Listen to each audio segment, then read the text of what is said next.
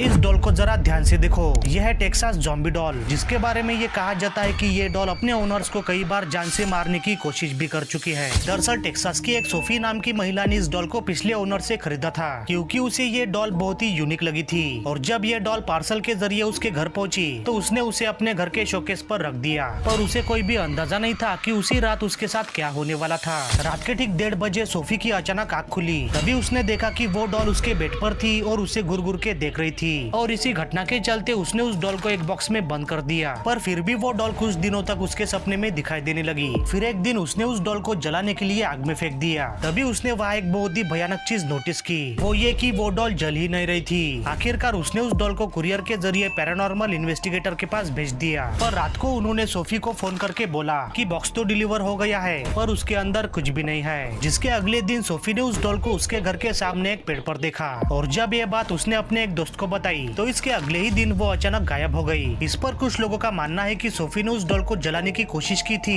इसलिए उस डॉल ने उसे मार दिया होगा। वैसे अब आप इस डॉल के बारे में क्या कहोगे?